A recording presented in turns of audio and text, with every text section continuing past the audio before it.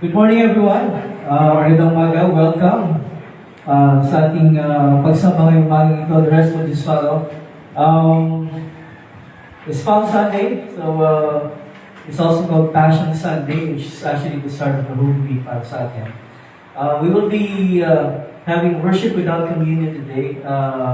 Our order of worship nandun sa ating meeting hymn now. And then the songs are on the booklet, with the exception of 2 songs. Nandito sa ating printed whatever. We will be singing 3 songs as always. Our opening song will be on the booklet, and it's titled I Believe, or This I Believe, which is number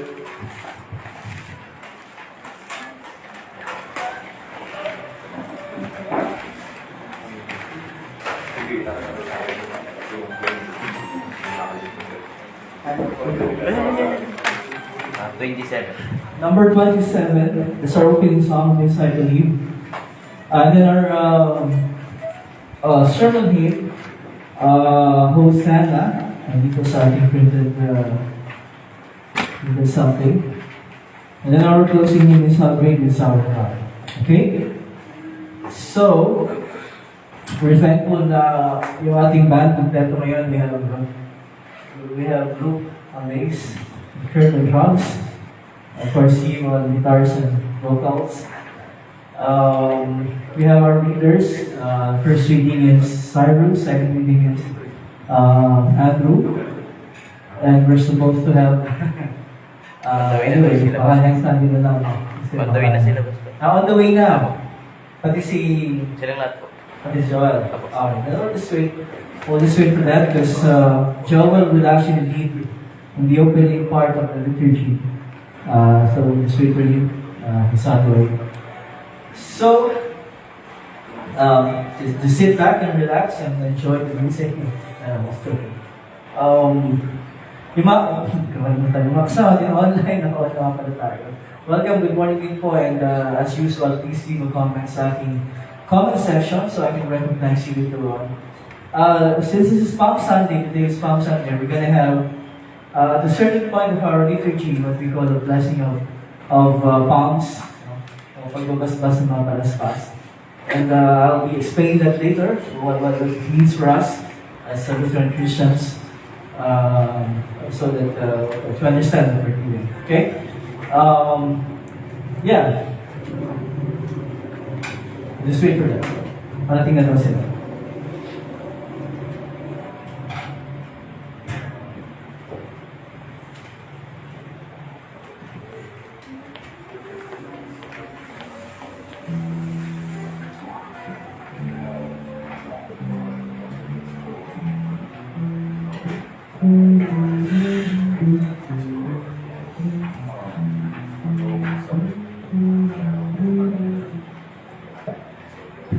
First, we welcome today in our worship the Friends Center team, first led by Aaron and Pastor Steven, and the rest of the gang. Welcome. Thanks for visiting us. Because last year, Palm Sunday, Aaron was here. So today, he's here. And next year, he will still be here for Palm Sunday. Okay? Alright.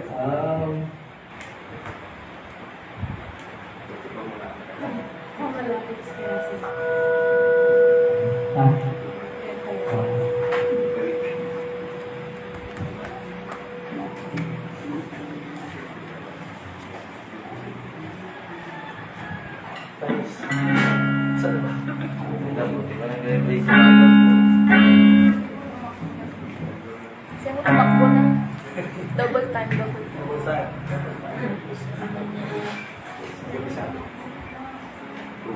Pili ko nasa kanto na yan. Ay. Feeling ko nandyan eh.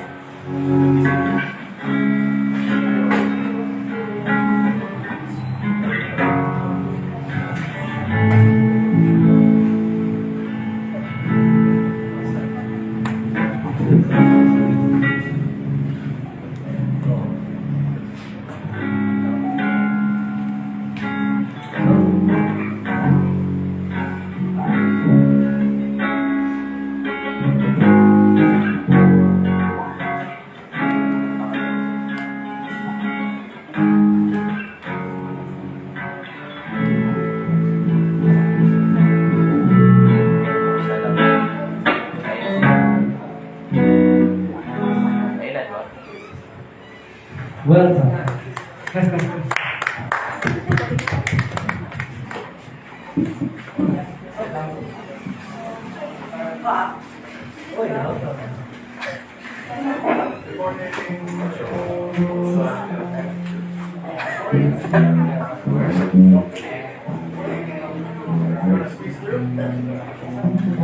Maki. Maki.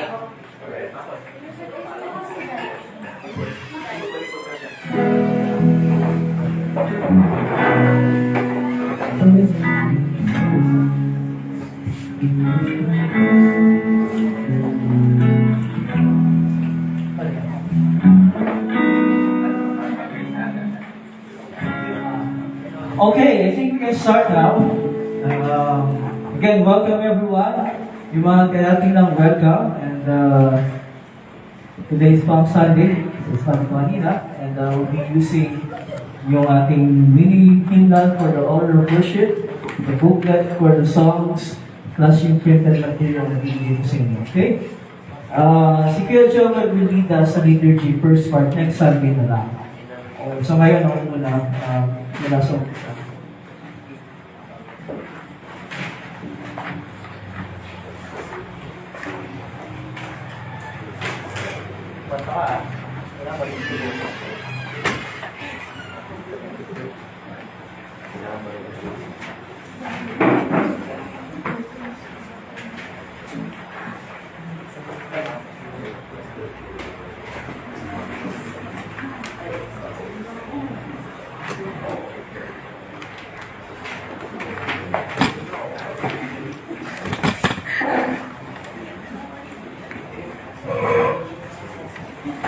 Okay, we'll begin our worship then. We'll be singing our opening hymn, number 27, our booklet, number 27. This I Believe, it's number 27. And our band will lead us in singing.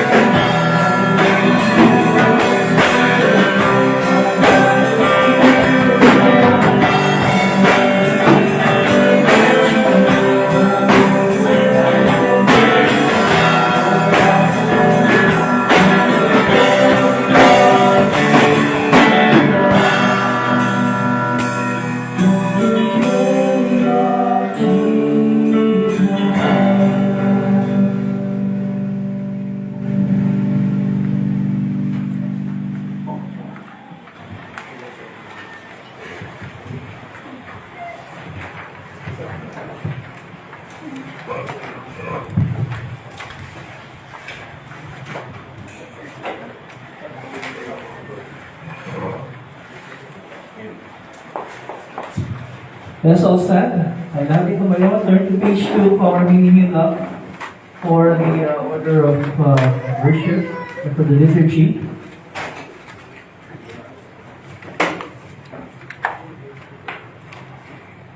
Sa pangalan ng Ama at ng Anak at ng Espiritu Santo.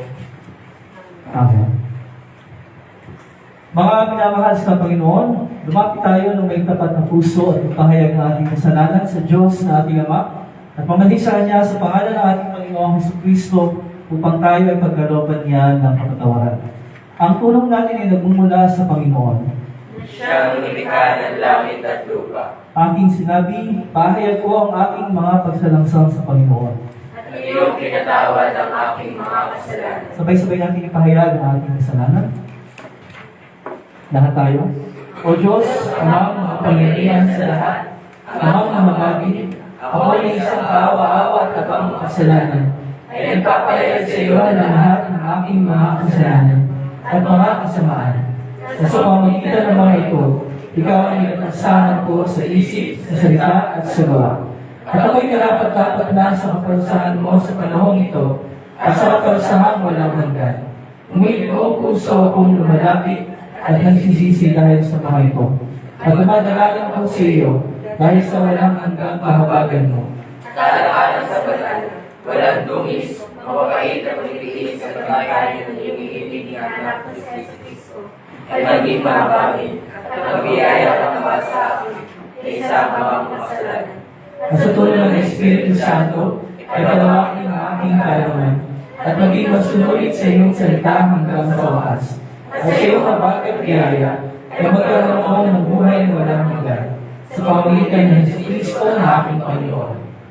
Amen. Ang Diyos sa ating Ama sa langit ay tunay kang mahabagin sa atin. Ibinigay niya ang kanyang bugtong na anak na si Jesus upang maging handog sa pagpapatawad ng ating mga kasalanan. Kaya bilang tinawag ng lingkod ni Kristo sa pamamagitan ng kanyang utos, ay pinatatawag ko sa inyo ang lahat ng inyong mga kasalanan sa pangalan ng Ama at ng Anak at Espiritu Santo. Amen. Tayo natin nakatayo. Please remain standing.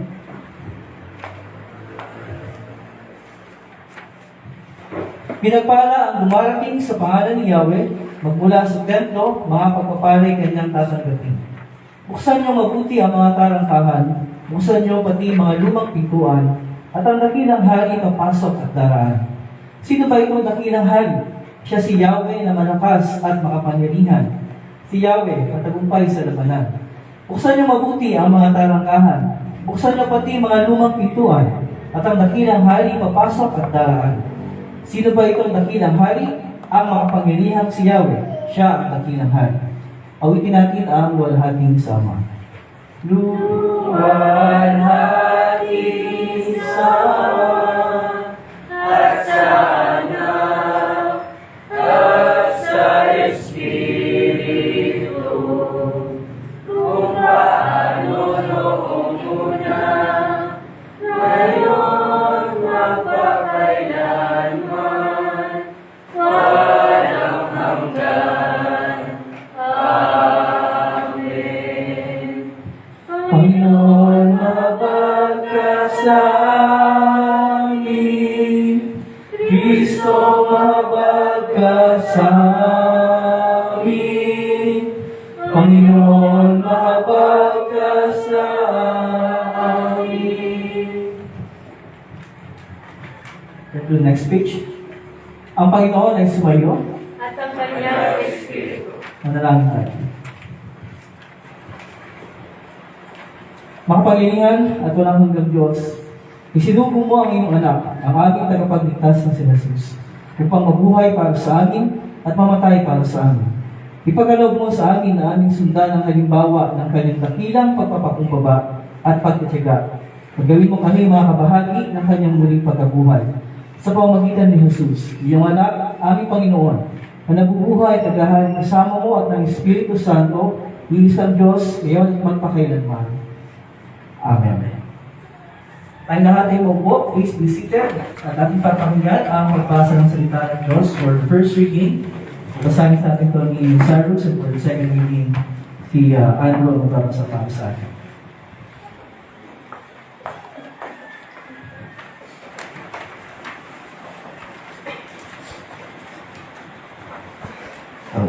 Ang unang pagbasa para sa linggong ito ay buhat sa Aklat ng Zacarias, chapter 9, verse 9 to 11. At ito ang sinasabi. O Sion, magdiwang ka sa kagalakan, O Jerusalem. Lakas mong awitan, pagkat dumarating na ang iyong hari na matagumpay at mapagwagi. Dumarating siyang may kapakubabaan, batang asto ang kanyang sinasakyan. Ipapaalis niya ang mga karwahe sa Ephraim, gayon din ang mga kabayong pandigma ng Jerusalem. Panudlahan ng mga mandirigma ay mawawala, pagkat paiiralin niya ang pagkakasundo ng mga bansa, hangganan ng kaharian niya ay dagat magkabila mula sa ilog Euphrates hanggang dulo ng lupa. Chapter 11. Sinabi pa ni Yahweh, alang-alang sa ating tipan na pinagtibay ng dugo, ibabalik ko ang mga anak mong itinapon sa bulong tuyo. Kayo ang bilanggo na di nawalan ng pag-asa, ay maaari nang bumalik sa inyong lupain. Ang magandang kalagayan ninyo noong unang panahon ay aking hihigitan at pag-iibayoy. At ito ang sinasabi.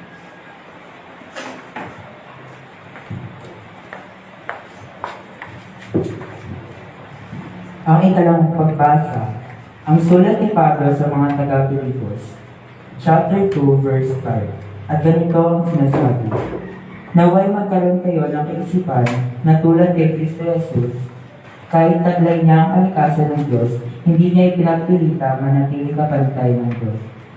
Sa halip, kusa niyang binitawan ang pagiging kapantay ng Diyos at namuhay na isang alipin. Ipinanganak siya bilang tao, at nang siya'y maging tao, nagpakumbaba siya at naging masunurin hanggang kamatayan. Maging ito man ay kamatayan sa krus. Dahil dito, siya'y lubusang itinaas ng Diyos at binigyan ng pangalan higit sa lahat ng pangalan. Sa gayon, sa pangalan ni Jesus ay luluhod at magpupuri ang lahat ng nasa langit, nasa lupa, at nasa ilalim ng lupa. At ang lahat ay magpapahayag na si Jesucristo ay Panginoon sa ikaluluwalhati ng Diyos Ama. Ito ang salita ng Panginoon. Tayo lahat ay kumulo.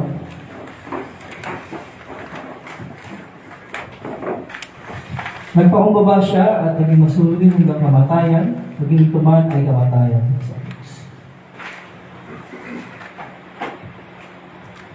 Ang mabuting balita o ang Ebanghelyo ay kay San Lucas, chapter 19, mula sa verse 29. Kanyang sumayo, O Panginoon. Ito ang sinasabi. Ang matagumpay na pagpasok sa Jerusalem. Pagkasabi nito, nagpasama si Jesus patungong Jerusalem. Nang malapit na siya sa Bethphage at Betania, sa bundok na kung tawaging bundok ng mga Olibo, pinauna niya ang dalawang alagad. Sinabi niya sa kanila, pumunta kayo sa susunod na layon. Sa pagpasok doon, matatagpuan ninyo ang isang bisirong asong nakatali. Hindi pa ito nasasakyan ng inuman. Kalagin ninyo at dalhin dito. Kapag may nagtanong kung bakit niyo kinakalag, sabihin ninyo kailangan ito ng Panginoon. Kaya tumakad ang mga inutusan at tatagpuan nga nila ang aso ayon sa sinabi sa kanila ni Jesus. Samantalang kinakalag nila ito, tinanong sila ng mga may-ari, bakit niyo kinakalag yan? Kailangan ito ng Panginoon, tugon nila. Dinala nila kay Jesus ang asno at matapos isapin sa likod ito ang kanilang mga balaban, siya'y kinasakay nila. Nagpatuloy si Jesus sa kanyang paglalakbay at sa kanyang daraanan na may ininatag ng mga tao ang kanilang mga balaban. Nang malapit na siya, palusong na sa biglis ng bundok ng mga Olibo, nagsigawan sa galak ang buong pangkat ng mga alagad at palakas ang nagpuli sa Diyos dahil sa mga kababalaghang nasaksihan nila. Ang wika nila, purihin ang hari na dumarating sa ngalan ng Panginoon, kapayapaan sa langit, purihin ang Diyos. Sinabi sa kanya ng ilang pariseo kasama ng kalamihan, Guro, sawayin mo nga ang iyong mga alagad. Sumagot siya, sinasabi ko sa inyo, kapag tumahimik sila, ang mga bato na ang sisigaw.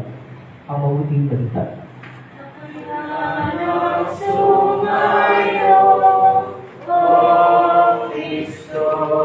Please remain standing on page 9 of our meaning hymn now. We will confess our faith, the verse of the Apostles' Creed. Page 9 of our meaning hymn now. Ang kredo ng mga apostol. Sabay-sabay tayo.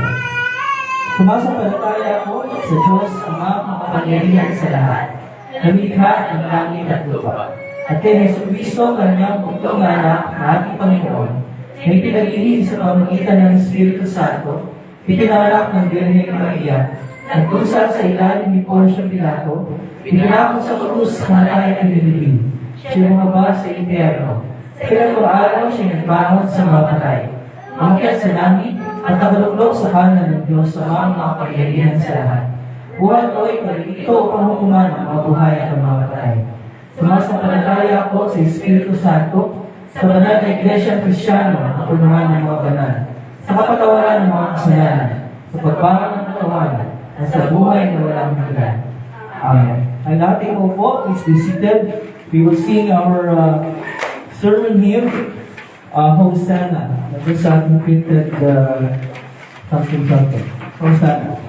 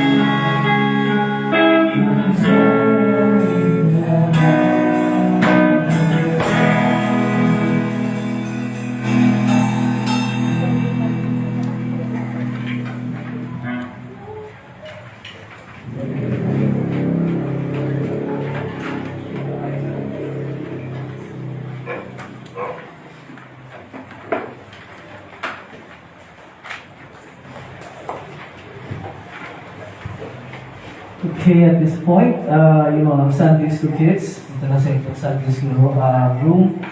Ating tutulong ngayon para sa atin, yung teacher Eliza. And Ate Abigail. Ito na kayo sa inyong Sunday School. Hi, else. Nag-isa kayo niyo. Kasi yung kids natin. Mga kids daw, Maria. Wala sila. Tulog pa. Anyway, good morning everyone. Magandang umaga. One more time. Good morning everyone. Good morning. Magandang umaga sa inyo lahat. At gusto nyo lahat ang masaganang magandang loob at kapayapaan mula sa Diyos na ating Ama sa pamagitan ni Kristo Jesus na ating Panginoon. Amen. Paano nyo malalaman kung meron dumadaan na VIP sa kalsada? How do you know?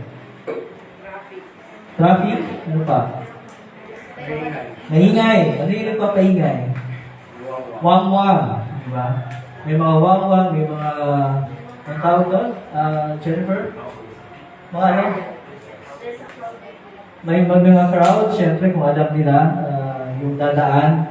So may mga crowd na nandun sa kalsada naghihintay.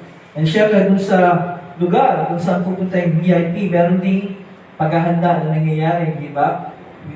Hindi wala kung madalas, pero meron diyang mga band, di ba? Yung marching band na tinatawag, tumutugtog, maingay, may mga banderitas, may mga welcome something, di ba? So we would know na merong VIP na dumadaan at merong VIP na darating because of those things, di ba?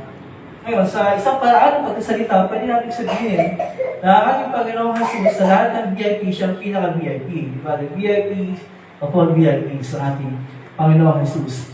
At noong araw na tinatawag natin na ating ginugunita ngayon bilang Palm Sunday, or linggo ng palaspas.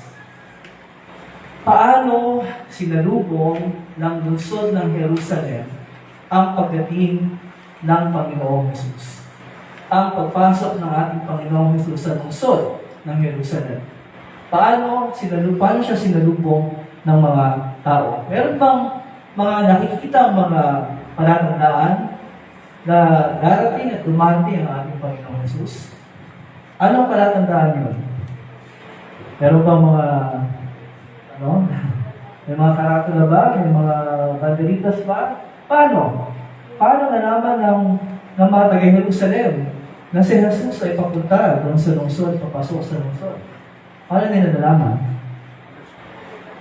Yung mga, sabi doon sa pinasa ng Ebanghelyo kanina, nung siya ay papalapit, habang siya ay naglalakbay, papasok doon sa lungsod ng Jerusalem, nalaman ng mga tao yun, hindi ba? So, nilatag nila yung kanilang mga, di ba, balabal, yung ang tawag sa Tagalog, Tagalog na ngayon, balabal eh, di ba? So, nilatag nila, yung iba kumuha ng dahon ng palma at kanilang ninatag, binagayway, bilang pagsalubong sa pagdating ng Panginoong Jesus. Pero bago yung pangyayari yun, meron paghahanda yung mga alagad eh, di ba?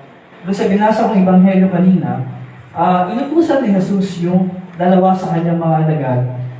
Para saan? Pumunta sa isang nayon, at ang sabi, meron silang makikitang isang asno. May isang babaeng asno, nakatali kasama ang kanyang anak. Ano ang bilin ng Panginoon? Pag nakita nyo, halaganin nyo at dalhin sa akin. Kapag may nagtanong sa inyo, sabihin nyo, kailangan ng Panginoon at ibibigay naman ng mga may-ari agad sa inyo. Ngayon, bakit sa unang tingin natin, parang simple lang, di ba? Punta kayo, makita nyo to, kunin nyo, dalhin nyo sa akin. Simple, di ba? Pero hindi simple yan eh. Kasi, una-una, isipin ninyo, yung mga sinabi ng Panginoon sa kanyang tagubilin, exact details. Yung exact details, di ba? Saan makikita? Una, ano muna yung makikita? Ask. Saan makikita? Sa isang nayon, sa isang lugar. Anong gagawin? Kakanagan. Merong sisita sa kanila, anong sasabihin? Ganito. At ibibigay sa kanila ng may-ari yung asno. In exact details, hindi ba? Anong sinasabi nun? Patungkol sa katangian ng ating Panginoong Jesus. Kung in exact detail, sinabi niya sa mga alagad, ito yung aasahan ninyo, ito gagawin niyo, ito ang mangyayari. Ano sinasabi niya sa ating Panginoong Jesus? With regards sa kanyang katangian. Anong pinapakita niya? Na nalalaman ni Jesus ang lahat ng bagay. Diba?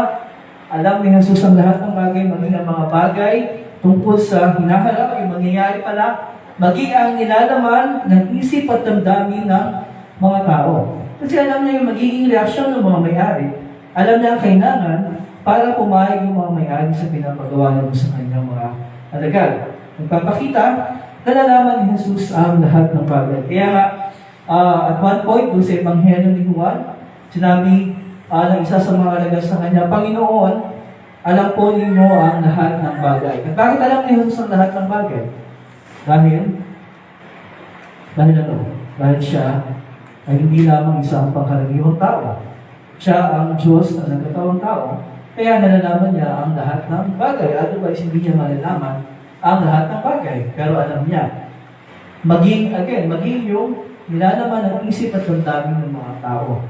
Kasi siguro yung mga panlabas na bagay, pwede mong malaman in advance, pwede mong iniisip, at saka nasa damdamin ng tao. Wala nakakaalam niyan, wala nakakabasa niyan. Hindi ang Panginoon lamang, ang Diyos lamang. Dahil ang ating Panginoong Jesus ay Diyos na nagtawang tao. Alam niya ang ganong mga bagay.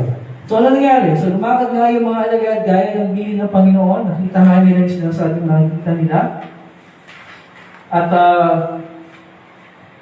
halimbawa, sa'yo sigaw. Punta ka dito, kunin mo itong ganyan. Walang paalam. Sa tingin mo, simpleng utos lang yun. Hindi yung simple, di ba? Hindi simpleng utos yun eh. Hindi yung simple. Kasi, syempre, kukunin mo yung pag-may-ari ng iba, hindi mo nga kilala eh. Pero sabi ng Panginoon, ito ang gawin mo. Bali kung tayo, makaramdam tayo ng kaunting hesitation, di ba? Teka lang. Lord, sinabi mo na ba, pinagpaalam mo na ba bago mo pinapunta ron? Di ba? Meron tayong hesitation kung tayo yun eh. Pero yung mga alagad, wala silang gano'n. Sabi ng Panginoon, agad silang sumunod. Nagtiwala sila sa sinabi ng Panginoon. Diba? Walang hesitation, walang doubt na baka ganito, baka ganyan.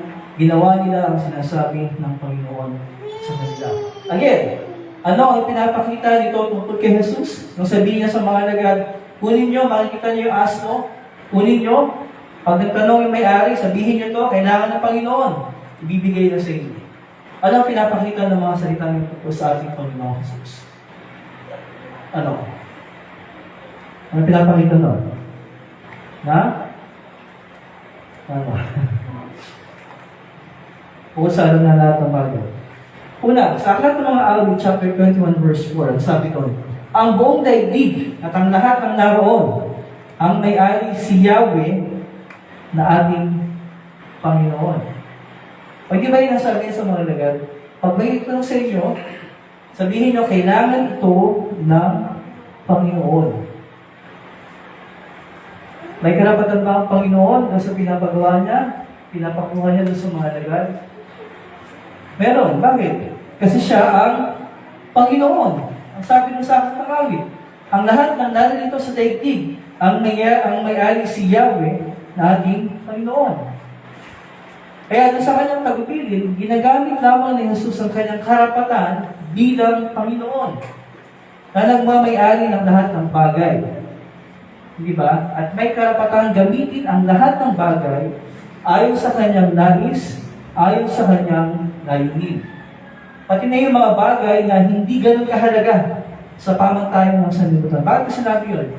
Kasi sa lahat ng hayop na pwedeng gamitin ng Panginoon para sa kanyang pagpasok sa Jerusalem, ang kanyang pinili ay isang asko.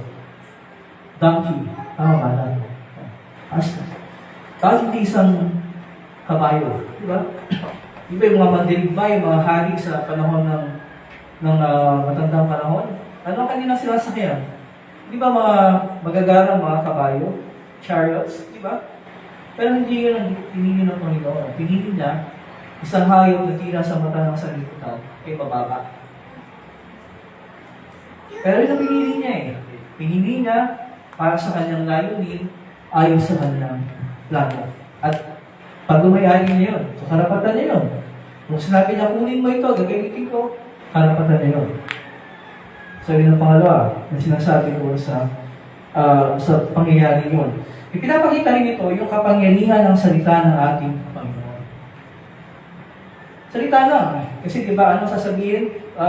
Bakit na kailangan na ganyan? Kailangan ng Panginoon. Tumutol ba yung mga may-ari? Hindi eh.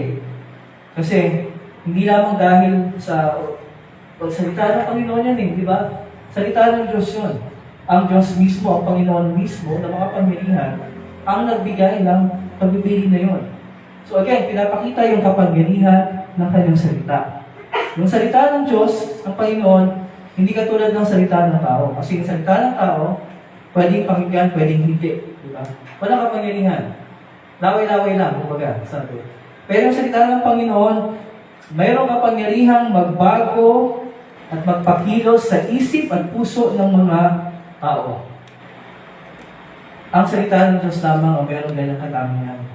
Ang salita ng Diyos lamang ang may kapangyarihang magbago at magpakilos sa isip at puso nating mga tao. Walang mahabang paliwanag, di ba? Walang mahabang paliwanag, walang mabulaklak na pananalita, walang pananakot. Sabi lang, kailangan ito ng Panginoon. At yun na yun. That's enough. Sapat na yun para agad na sumunod yung may-ari ng mga hayop, ng asno at buong pusong sumunod sa salita ng Panginoon. Meron isang salita o talata sa Biblia that reminds me of this. Hebreo chapter 4 verse 12. Sino nakakaalam mo? Hebreo chapter 4 verse 12. Patungkol sa kapangyarihan ng salita ng Diyos. Ang sabi daw, ang salita ng Diyos ay buhay at mabisa. Mas matalas kaysa alinmang tabak na sa magkabilang may talim. Ito'y tumatagos maging sa kaibuturan ng kaluluwa at espiritu ng mga kasukasuhan at buto at nakakaalam ng mga iniisip at binabalak ng puso. Ganon ang kapangyarihan ng salita ng Diyos. And that was at work. Yung sa pangyayaring yun, ang sabihin na kailangan ito ng Panginoon. Tagal na tumalima ang may-ari ng asno. Ngayon, may nagsasabi na, hindi, baka meron silang prior agreement, baka nag-usap na sila bago yung pangyayari yun, kaya sunod na yung pangyayari. Pero hindi yan eh. Hindi yan sinasabi ng salaysay ng Biblia. At kung bubuksan niyo yung Biblia nyo, itong pangyayari ito nakatala sa Mateo, Marcos, Lucas, at Juan. In all four Gospels, mababasa mo itong pangyayari ito. At wala din sila sa kanila nagsabi na walang man lamang ng kaisipan na baka merong prior agreement. Hindi yun. Nangyari yun dahil sa kapangyarihan ng salita ng Panginoon. That's it. Okay? Yun ang pinapakita nyo. Ang kapangyarihan ng salita ni Jesus bilang Panginoon. Ngayon, nung dalhin na nga ng mga alagad, ng dalawang alagad kay Jesus yung asno, anong ginawa? Isinapin ang kanilang balaban doon sa asno, sumakay si Jesus. At ang sabi yun ay katuparan ng sinabi ng propeta. Sinong propeta? Yung binasa ni Cyrus sa first reading. Sino yun? Cyrus? Ayan, nakalimutan mo na. Ano yung binasa mo kanina? Mula sa anong aklat? Aklat ni propeta Zacarias. Okay. So yung ginawa ng ating Panginoon bilang katuparan ng sinabi ni propeta Zacarias, na sinasabi doon, natupad ang sinabi ng propeta sa lungsod ng Zion, ipahayag nyo, tingnan mo, ang iyong hari ay dumarating. Siya mapagpakumbaba, masan mo siya nakasakay sa isang asno at sa isang bisiro na anak ng asno. So, again, anong pinapakita dito? Na yung sinabi ng ating Panginoong gusto ko sa kanyang sarili, na siya, ang lahat ng kasulatan ay nasulat para magpatotoo sa kanya, ay totoo talaga. Sapagkat yung ginawa niya, ang araw na yun ng yatawag ng ito ng palaspas, ay katuparan ng hula ng pinahayag ng propeta Zacarias. Ngayon, we would all agree, di ba? Sasakayo ka ang lahat na tama lamang na salubungin ng mga tao si Jesus sa ganong paraan. Agree tayo lahat doon? Tama lamang na nagsasaya sila, nagbubunyi sila, inilatag yung balabal, welcome nila sa pag-uwagay ng mga palaspas. We will all agree. Tama yun, hindi ba? Nararapat yun, nauupo lamang yun para sa isang katulad ng ating Panginoong Jesus. Kasi kung yun nga mga politiko, di ba, sinasalubong ng napakagago, paano pa kaya si Jesus na hari ng mga hari at Panginoon ng mga Panginoon? Di ba? So nararapat lamang para sa kanya yung ganong pagsalubong. Pero, ang isang tanong na dapat natin pag-isipang mabuti, itong mga tao ito, anong tumatakbo sa isip nila? At bigla sila nagkaroon ng ganong excitement. Kasi hindi naman yung first time na pumasok si Jesus sa lungsod ng Jerusalem. That was not the first time. Ginagawa niya yung taon-taon eh. Wala pa lang sanggol siya. Anong meron sa araw na yun at tapuno ng excitement itong mga tao? At bigla silang nagbigay sa ganong paraan. Ano ang tumatakbo sa isip nila? Bakit all of a sudden naging excited sila? Dahil ba naniniwala sila na si Jesus talaga ang Panginoon at tagapagligtas ng tao sa kanilang mga kasalanan? Or could there be something else? Ang sagot, merong iba eh. Yung excitement nila, hindi nagbubula doon sa pusong nananampalataya na si Jesus ang kanilang Panginoon at tagapagligtas. At excited sila makita siya sa lubong siya. Hindi yun eh. Merong iba. Ano yung ibang yun? Na inaasahan nila, nakita nila si Jesus, na dumarating sa ganung paraan, inaasahan nila, finally, ito na, inatay natin na ito. At si Jesus ay magpapakilala na. Gagawin na niya yung gusto nating mangyari. Papangunahan na tayong mga Hudyo para patalsikin ang mga Romano. Kasi noong panahon na yon, ang bansang Israel ay nasa ilalim ng pamamahala ng mga Romano. Pag-isip nila, ito ang Panginoon, ito ang Mesiyas, ito ang tagapagligtas. Ito na yung oras na hinihintay natin, that's why punong-puno sila ng excitement. Pero ano ang pakay ng Panginoon Jesus sa kanyang pagpasok sa lungsod ng Jerusalem noong araw na yun? Para mapagtatag ng panibagong kaharian ng Israel at siya ang maging hari nila, matulad ng isang makalupang hari. May ba ang pakay ng ating Panginoon? Hindi. Hindi yun ang pakay ng ating Panginoon. Ano pa rin?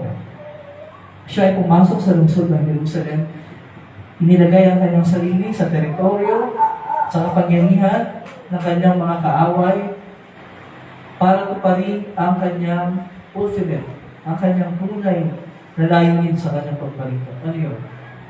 Ang ialay ang kanyang buhay bilang kabayaran sa kasalanan ng lahat ng tao. Yun ang purpose niya. Hindi yun alam, at hindi yun naunawaan ng mga tao sa lungsod ng yung mga tao sumalubong sa kanya nung siya pumasok sa lungsod ng Jerusalem. Kaya anong nangyari? Palm Sunday, kina Biyernesan, nasaan yung mga tao sumalubong sa kanya? Pinagbubunyi siya. Mabuhay ang buhating sa pangalan ng Panginoon. O sana, nasaan yung mga yon? Nung kina Biyernesan, tinatawag natin Biyernesan, nasaan sila? Sila din yung mga tao na sumisigaw. Sa harap ni Poncio Pilato, sinasabing, ipako siya sa krus. Ipako siya sa krus. Di ba? Nakita natin. Teka, nung linggo lang, ang saya-saya nyo, nagbubunyi kayo. And then, kinabihan na saan, iba lang sinasabi nyo. Ipako siya sa krus. Ipako siya sa krus. Bakit gano'n? Kasi nga, nabigo sila sa kanilang inaasahan. Ito yung inasahan nila, isang politikal na kaharian, isang politikal na hari, isang politikal na Panginoon, pero hindi nila pakinggan. Hindi isang politikal na kaharian, hindi isang kaharian na nakabase sa kanyang habag at kagandahang loob. Hindi isang politikal na hari, hindi isang hari, naghahari sa puso ng mga nalampalataya sa kanya. Nakatatag sa kanyang buhay at kamatayan at muling pagkabuhay. Nakita natin, so, magkasalungat eh. Magkasalungat yung expectations ng mga tao sa dahilan ng kanyang pagpasok sa lungsod ng Jerusalem. Kaya biglang, bago, mula sa pagiging hero nila, naging most hated na nila ang Panginoon. Ilang araw lang ang nakalipas. Diba? Yun ang nakakalungkot sa pangyayari yun. Sa maraming pagkakataon sa buhay natin, di ba parang katulad tayo ng mga tao sa lungsod ng Jerusalem, ng araw na yun, na masaya tayo, pinagbubuli natin ng Panginoon, pinupuri natin siya. Pero pag meron tayo mga bagay na inaasahan, na hindi nangyari, di ba nagdi-disappoint din tayo? Nakakaramdam din tayo ng discouragement. Hindi ba nagkakaroon din tayo ng mga iba-ibang kaisipan na pumapasok sa ating isip? Diba? Hindi ba yung damdamin natin napapalutan din ng pagdududa? Diba? At pag-question na, teka lang, bakit hindi ito binigay ng Panginoon? Bakit hindi nangyari yung sinabi ko? Bakit nagpipray naman ako? Bakit hindi nabinigay? Bakit ganito? Bakit ganyan? Diba?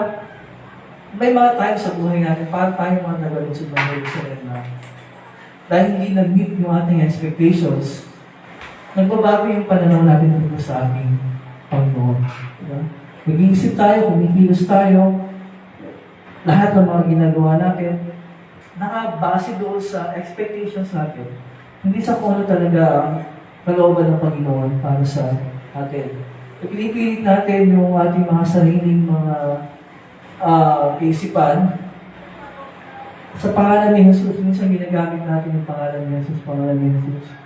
Pero hindi na talaga tayo willing na magpasakop sa pangalan ni Jesus. Yun ang malungkot din na pangyayari sa buhay. Hindi palagi nangyayari, pero may mga pagkakataong nangyayari sa buhay natin. Na lumaking yung disappointment dahil hindi nangyari yung ating inaasahan, hindi nangyari yung ating Pero ipanatag natin yung kalooban natin. Pagpuno ng kapayapaan ng Panginoon ang kalooban natin. Dahil ang dakila at makapangyarihang hari ng sangkalangitan at ng sangkalupaan, si Jesus. Siya rin ang ating tagapagligtas at tagapagtanggol. Magalang tayo sa katotohanan ang lahat ng ating kasalanan, pati yung ating kasalanan ng pagdududa sa kanyang kapangyarihan at sa kanyang pag-ibig sa atin, ay lubos na niyang binayaran doon sa krus sa pamamagitan ng kanyang buhay at pangatayan. Kamasahin natin ang lubos na pagpapatawad na kanyang pinagkakaloob sa atin, ang katiyakan na tayo ay may lugar sa kanyang kaharian, ang kalakasan ng ating pananampalataya, at ang kakayahang makapamuhay dito sa lupa nang naaayon sa kanyang kalooban sa pamamagitan ng kanyang salita.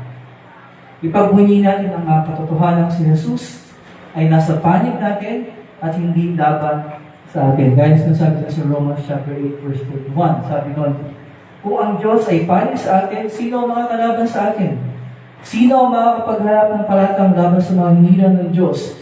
Gayong ang Diyos na nagpapawalang sala sa kanila. Sino ang hahatol upang sila'y parusahan? Wala. At tanawin natin ng may buong pananapit ang darating na araw kung kailan, kasama ng lahat ng mga hinirang ng Diyos at inubos ang dugo ni Jesus. Alam doon sa binasa sa second reading, sa pangalan ni Jesus ay luluhod at pupuri ang lahat ng nasa langit, nasa lupa, at nasa ilalim ng lupa. At ang lahat ay magpapahayag na si Jesus Kristo ay Panginoon sa ikinulwahati ng Diyos Ama.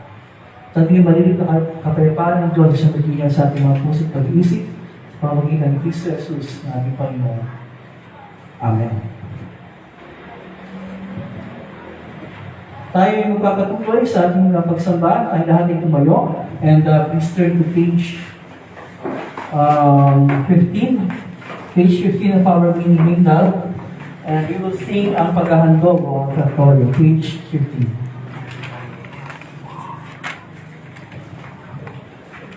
Lahat tayo? Gising ang puso ko, O Diyos, at baguhin Espiritu sa akin.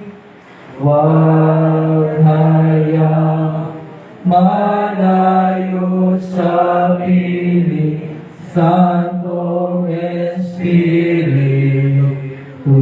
habang ibig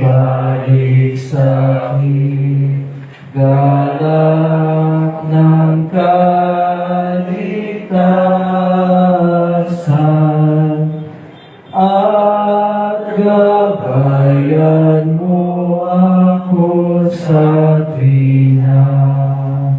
Amen. By lahat ikaw po, please be seated and we should gather our offerings.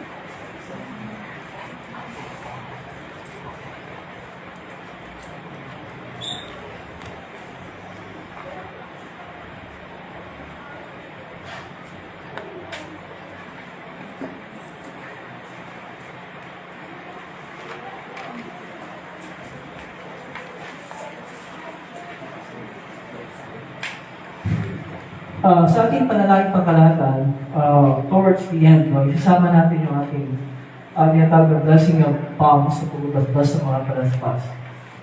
Para saan ba yung pagbabasbas sa mga palaspas? Of course, para sa ating mga literarong Kristiyano, ay yung mga palaspas na ating dinadala sa church pag Palm Sunday, ay ipapaalala sa atin para ito ay sumisimbolo sa kung paanong sinalubong ng mga tao sa Jerusalem ng ating Panginoon na siya unang pumasok doon noong unang Palm Sunday. Diba? Para sa atin, no, yung mga palaspas sa ating panahon ngayon, diba? Sa ating panahon bilang mga Kristyano, bilang mga literary Kristyano in particular, ay kumakatawan din, nagpapaalala sa atin na meron tayong Panginoon na pagpaligtas sa ating Panginoong Jesus na nagpakumbaba, inihala yung kanyang buhay doon sa krus bago yun inisang lahat ng pagdurusa at nung sa ganoon ay mapatawad ng lubos ang lahat ng ating mga kasalanan. Ipapalala sa atin na dahil mayroon tayong Panginoon na hindi lamang namatay kundi muling nabuhay pagkaraan ng araw. At tayo ay kanyang mga anak ng Diyos pamagitan ni Jesus na ating Panginoon. Ang lahat sa buhay natin ay nasa kanyang kamay. Yamang tayo ay mga anak ng Diyos sa pamamagitan ni Jesus na ating Panginoon. Kasama sa ating ini-enjoy na mga privileges bilang mga anak ng Diyos ay yung pag-iingat ng Diyos sa atin, sa ating pang-araw-araw na buhay. Pagdalayo sa lahat ng mga panganib, pagdalayo sa lahat ng mga kapahamakan. Kabilang yung tinatawag ng mga bagay na para sa atin, especially sa mga Pilipino, no? Yung pagkatakot natin sa mga tinatawag ng mga evil spirits, something like that. But para sa ating mga Kristiyano, walang kapangyarihan anuman. Maging yung mga evil spirits or anything like that, walang kapangyarihan sa atin dahil pinalaya na tayo ng Panginoong Jesus mula sa kapangyarihan ng mga yan. So, hindi natin dapat katakutan ang mga palaspas na nagpapaalala sa atin. Ang ating ultimate protection ay ang ating Panginoon. Okay? Ang ating Diyos na umalis sa atin bilang kanyang mga anak. Pinahakon niya sa atin. At tayo kanyang iingatan, mga nalagaan sa lahat ng oras ng ating buhay. So, yun na para sa atin, especially mga Lutheran Christians, ang significance ng palaspas at ang pagbabasbas sa mga palaspas. Okay? We will all we'll just remain seated for our prayer. Pagkatapos ng prayer natin, ay ating bibigkasin ang Ama namin, nasa page 19 ng ating hymnal.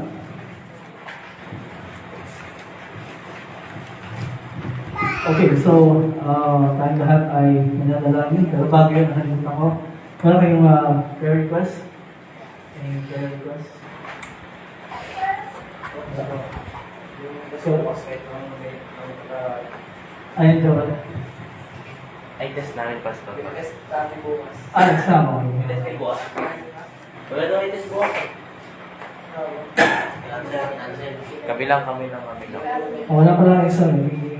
Isagot yung prayer mo. Ako, bilis, di ba? Knowledge lang kailangan din. Sino na exam bukas? Kami po din ng test. Ayaw niya, no? Pero mas stock knowledge eh. Dami ako dyan, Pastor. Stock na na palagi. Nag-review ako eh. Ikaw pa. Siyempre. Okay, I think ganyan tayong tumako sa ating panalangin pangkalahatan. Or, yeah. Okay, so tayo lahat ay ibuko at tayo na natin.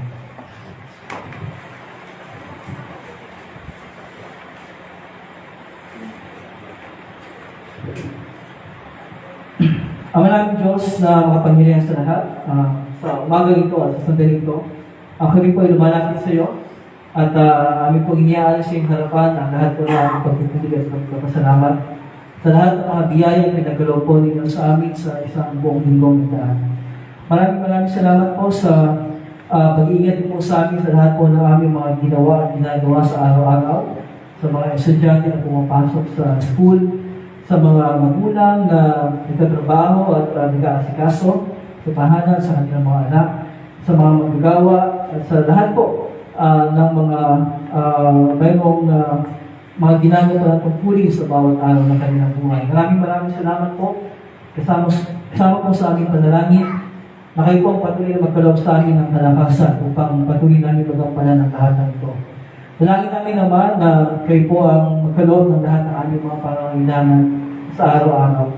Kasama rin po sa aming panalangin na patuloy po niyong patubayan ang aming kapulungan, ang aming kapatiran sa lahat ng gawa ay pinagkatiwala dito sa amin. Hindi lamang dito sa Navaliches, kundi sa ibang dako, katulad sa Cavite, sa Davao at sa ibang lugar na maaaring po niyo kami bigyan ng pagkakataong mga pag-ikot. Maraming salamat po na ngayong umaga kasama namin ang aming mga kapatid mula sa Friends Network, sa pangunguna ni Aaron at ni Pastor Steven. Maraming salamat po na ingatan sila sa kanilang pagbibiyahe at dalangin namin na kanilang pong pananatili dito sa ilang mga araw ay maging makapuluhan at maging pagpapala po. Hindi lamang sa kanila, hindi sa mga taong makakasalamuhan nila.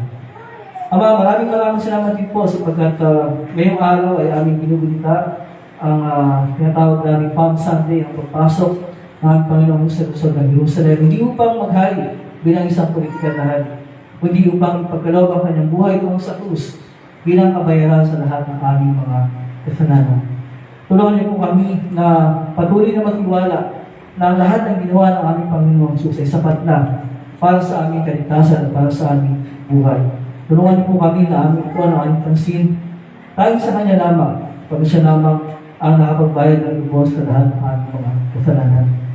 At ito pong lahat ng ito sa aming pagbalitan at natawag namin Holy Week. Tulungan niyo po kami na marito ang aming pansin sa buhay at pagdurusa at kamatayan na tingin sa aming Panginoon para sa aming kaligtasan. Kaya po namin nilalapit naman ang lahat po ng aming mga kahilingan na hindi namin nasabi.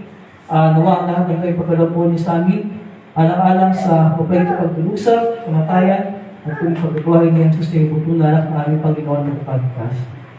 At siya rin po sa aming manalangin ng Ama namin, page 19 of our hymnal, sabay-sabay tayo. Ama namin na sa langit, sambahin nawa ang pangalan mo. Ikaw nawa ang magkaalis sa amin. Sinilawa ang kalooban dito sa lupa tulad ng sa langit. Bigyan mo kami ng pagkain kailangan namin sa araw nito. At patawarin mo kami sa aming mga kasalanan. Tulad ng pagkakatawad namin sa mga nakakasala sa amin. At huwag mo kami ihatid sa puso, kundi ilayo mo kami sa masama. Kapagkat sa iyo ang kaharian, at ang kapangyarihan, at ang kalawalatian, magpakailanman. Amen. Okay, so sabi ko kanina, isasama ko yung blessing of palms doon sa general prayer, but I will do it separately. And I would like to invite everyone to please stand.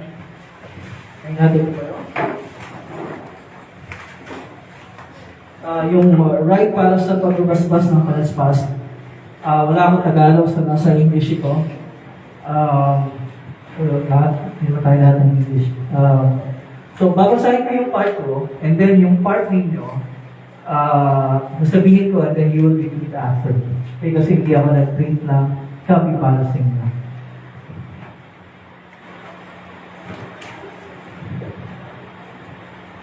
Blessed is he who comes in the name of the Lord, and please say, Hosanna in the highest.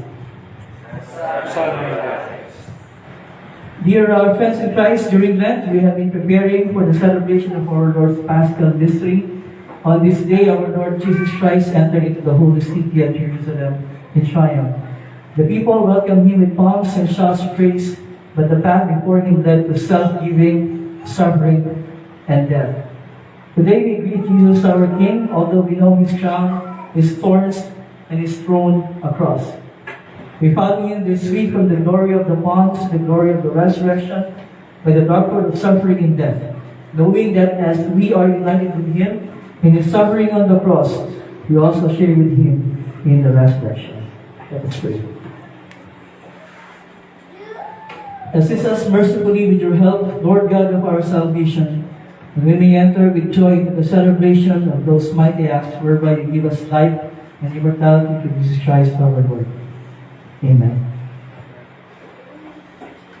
I'll say, the Lord be with you, and you say, and with his Spirit. The Lord be with you, and with his Spirit. I'll read from the Holy Gospel according to Matthew.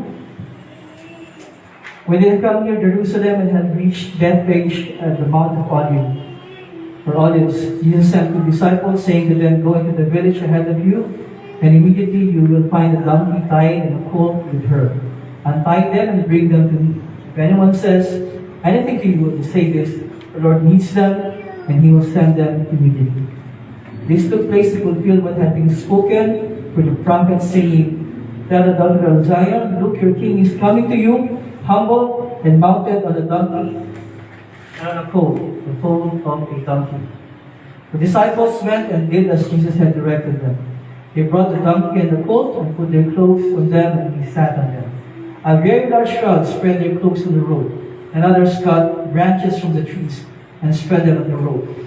The crowds that went ahead of him and that followed were shouting, Hosanna to the Son of David! Blessed is he who comes in the name of the Lord! Hosanna in the highest! When he entered Jerusalem, the whole city was in turmoil, asking, who is this? The crowds were saying, this is the prophet Jesus from Nazareth in Galilee. I'll say, let us give thanks to the Lord our Creator, and you will say it is right to give God our thanks and praise. Let's give thanks to the Lord our Creator. You say it is right to give Lord our thanks and praise. Let us pray. So ito yung ating pagbabasbas ng talaspas, ating ipapanalangin sa ating Panginoon.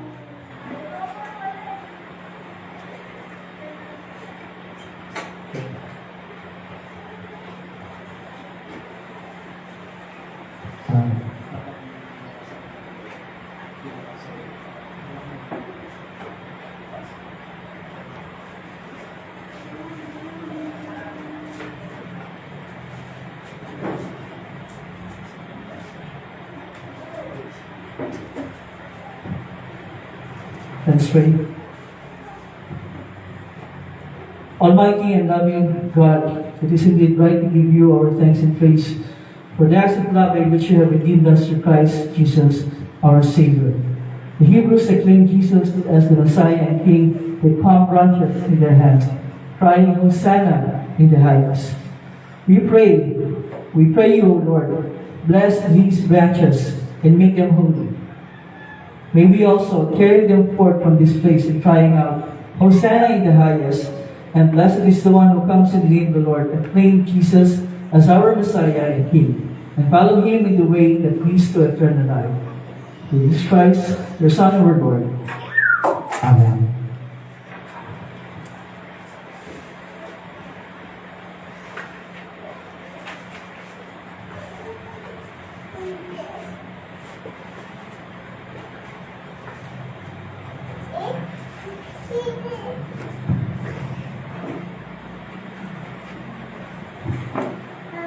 Let us go in the peace of Christ and claim Him as our Lord and King, and all of us will say, Amen.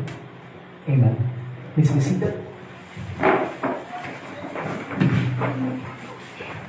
Now we call on our Sunday school kids for 1-2 lesson presentation.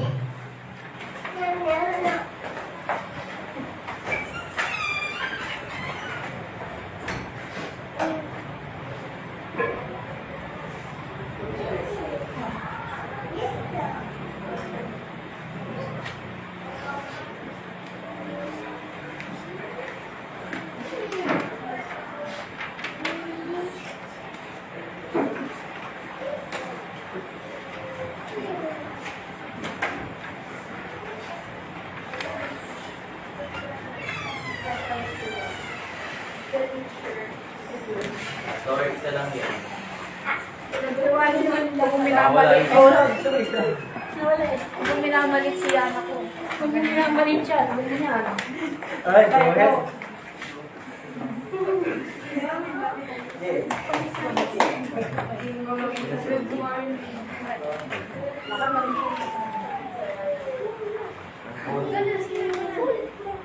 Morning, Yana. Good morning, everyone. So, ano yung lesson natin ngayon? About the first Palm Sunday. Okay, so, bakit huling buntanan ng ating Panginoon sa Jerusalem nung first Palm Sunday? Dahil mamamatay na siya. Tama. Paano nalaman ng Panginoon na malapit na siyang mamatay? Kasi alam niya na. Tama, ganun talaga. Bakit nagpatuloy pa rin ang ating Panginoon sa pagpunta sa Jerusalem kahit na alam niyang mamamatay na siya? Dahil mahal niya ang mga tao. Isang tanong sa sagot na ako. Paano sinalubong ng mga tao ang Panginoon? Nagdaan silang palaspas at naglatag sila ng palabay para sa dadaanan ng Panginoon. Saan ba natin pwedeng purihin ng Panginoon maliban sa church? Kahit saan. Everywhere. Sa memory verse. And Mark chapter 10 verse 45. Sapagkat ang anak ng tao ay naparito hindi upang magpaglingkuran, kundi upang maglingkod at upang mag-alay ng kanyang buhay para sa ikatutubos ng marami.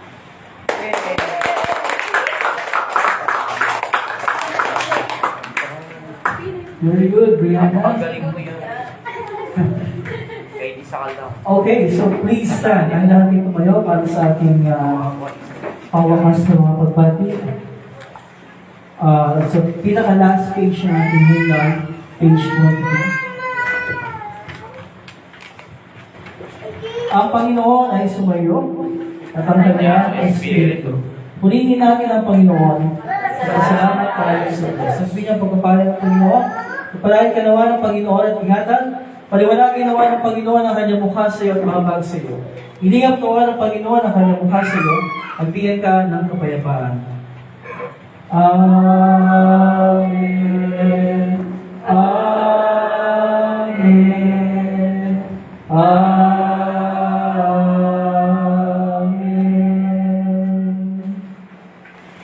Please be seated. We will sing our closing hymn. Ito sa likod ng ating printed na lyric sheet. How great is our God. We sing How great is our God. It's our closing hymn.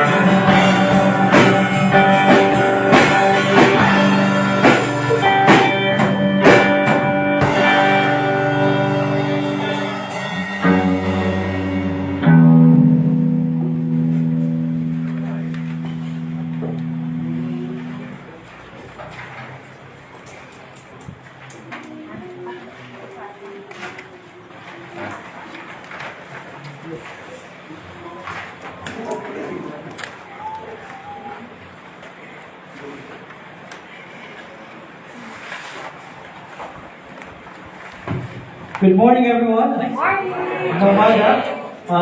Happy Palm Sunday, everyone. Sa lahat ng mga kasama natin ngayon, maraming salamat sa pagpunta. And syempre, huwag kalimutan yung mga kasama natin online.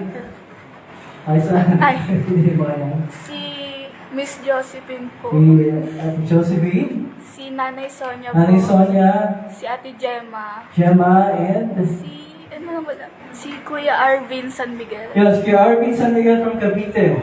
Maraming salamat po sa lahat ng mga nakibahagi sa ating pagsamba through our Facebook live stream. And of course, yung mga kasama ngayon sa ating bahay-sambahan. Again, we welcome the Friends Network team sa pangunguna ni Aaron and Pastor Steven. Welcome. And maraming salamat sa pagkakaroon sa mga pagsamba ng mga ito. At kahit na hindi niya naiintindihan yung sinasabi ko, nawag yung naging pagpapala sa inyo. Justin will translate it. And of course, kasama natin si Ate Joyce. Mine is Tony. Kasama si Kuya Dennis. Of course.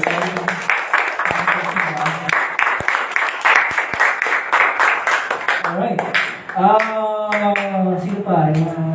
Maki, welcome. Maki. From Cavite. Tama, saan sa Cavite ka? Gently. Gently na Cavite. Welcome. Who else in Bago? Then sabi ko na, pwede sa group team. We welcome back Kirk, ating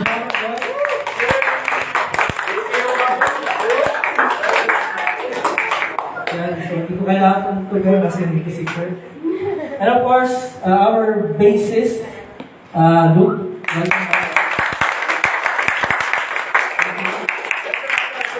And of course, our guitarist and vocalist, Yim.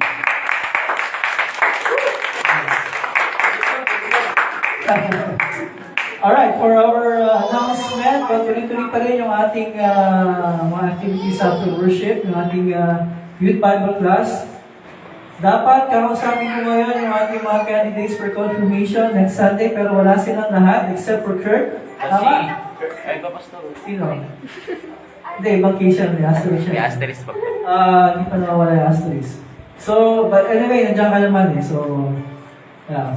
Next Sunday is Easter Sunday. Pero bago yan, syempre, we have the whole week na simula bukas. Well, actually, simula ngayon. Meron tayong pagsimba sa Thursday. Yung ating atawag ng Monday, Thursday, celebration of the Holy Sacrament. Siyempre sa gabi yun, 7 p.m. sa Thursday. And then sa Friday, meron pa yung Good Friday service, 7 last words. At magsisimula yan ng, ano kasi gusto magsimula?